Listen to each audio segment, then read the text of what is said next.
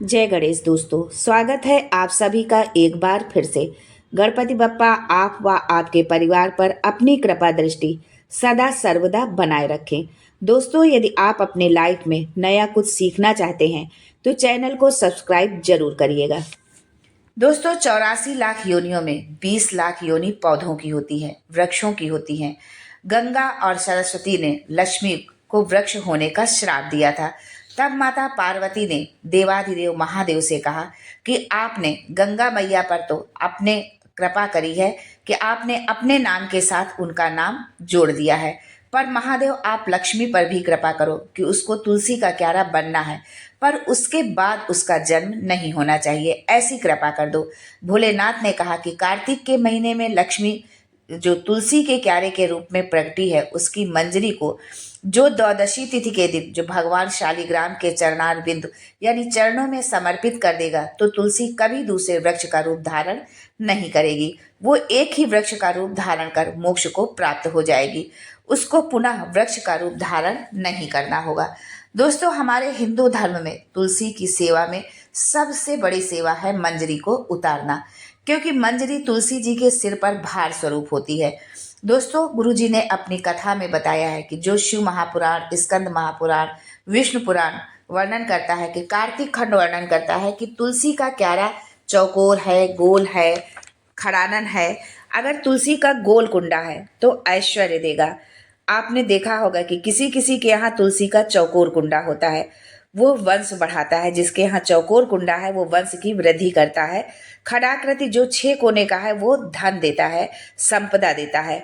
दोष हमारा है, यदि हमारे घर में कुछ अनहोनी होती है, कुछ अशुभ होता है या हमारे जीवन में कष्ट होते हैं तो वो कहीं ना कहीं हमारी कोई गलती होती है जिसका फल हमें भोगना पड़ता है। अक्सर बहुत लोग तुलसी के कुंडे के नीचे शंकर जी को रख देते हैं कि तुलसी पर पानी चढ़ाएंगे तो वहीं पर शंकर जी को भी पानी चढ़ा देंगे, सर्पदेव को रख देते हैं। ये सब दोष है।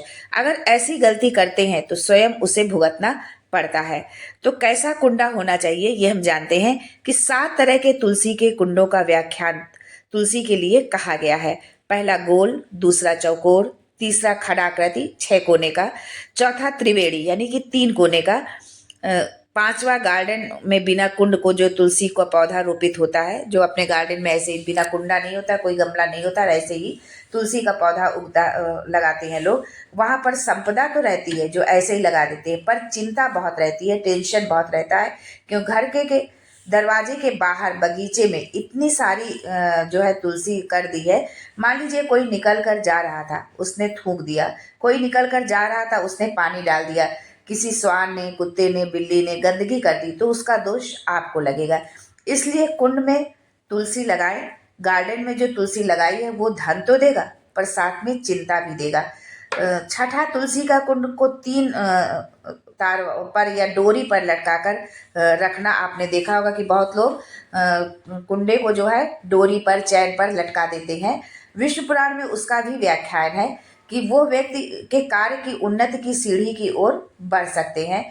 विष्णु पुराण में यह है कि जो व्यक्ति इस तरह करता है तो कार्य की उन्नति में मतलब आगे तो वो बढ़ सकता है, लेकिन जिस तरह से कि भोजन की थाली लग गई है, भोजन तैयार हो गया है, खाने को भी बैठ गए हैं पर थाली खसक गई, समझ लेना कि तुलसी को आधार पर लटका करके हमने रखा है। तो हमारे जो कार्य हैं जीवन के वो हो तो रहे हैं, कार्य तो हो रहा है, बनते बनते काम बिगड़ गया है। व्यापार किया, बहुत मुनाफा होने वाला था पर अचानक से पता नहीं क्या हुआ, बिगड़ गया सब काम। बनते बनते काम बिगड़ जाना, अधर पर लटका होना, बीच में ही काम का रुक जाना, यह 7 क्रम है तुलसी के। तुलसी का 7वां क्रम, तुलसी का कुंडा जैसे घर के आंगन में विराजमान है, ऐसा एक छोटा सा कुंडा भगवान के लिए आप रोपित करें।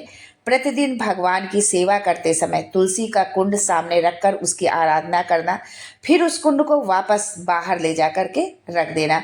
फिर दूसरे दिन पूजन के समय कुंड को लाकर रखना और फिर उसे वापस रख देना।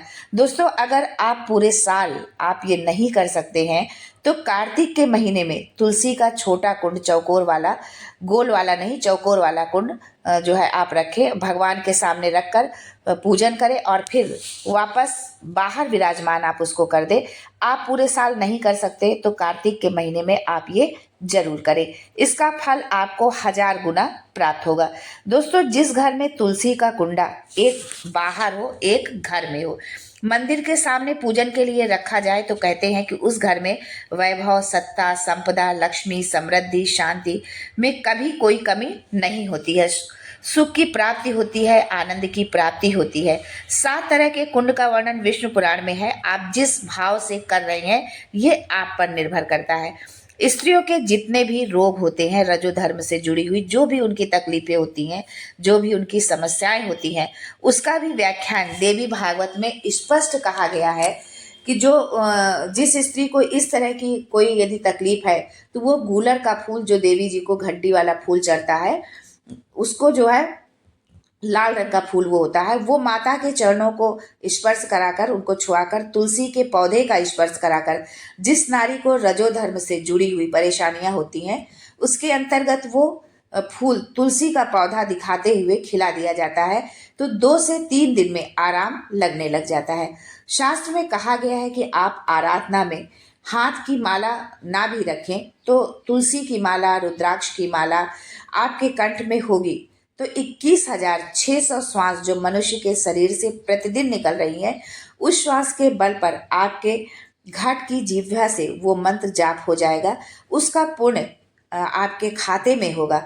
आपके गले में तुलसी की माला, रुद्राक्ष की माला जो हो उसमें मन के 108 होना चाहिए या 108 से भी ज़्यादा हो सकते हैं। कम मनके की माला मत पहनना, क्योंकि गले में अगर तुलसी की माला होगी, रुद्राक्ष की माला होगी, भले आपके मुख से भगवान का नाम निकले ना निकले, भले आप भगवान का नाम जपे ना जपे, भले आप भगवान को भोग लगाए ना लगाएं, भले आप तीरथ जाओ ना जाओ, पर गले में अगर तुलसी की माला या रुद्राक्ष की माला गले में आपके है तो आपकी श्वास जितनी निकलेगी, 21,600 श्वास जो मनुष्य के शरीर से प्रतिदिन निकल रही है, उस 21,000 जो श्वास है वो मनके का फल रोज आपको प्राप्त हो जाएगा। ध्यान रखें कि गले में माला हो, भले ही तुलसी का एक मन का हो, रुद्राक्ष का एक मन का हो, पर गले में कुछ होना जरूर चाहिए। 2 पौधे ऐसे हैं जिनको कुछ दिया जाता है तो वो कभी समाप्त नहीं होता है। एक तुलसी का पौधा और दूसरा है आंवले का पौधा। आज के लिए बस इतना ही दोस्तों, मिलते हैं अगले वीडियो में एक नई जानकारी के साथ। तब तक के लिए श्री शिवाय नमस्तुभ्यम and thanks for watching my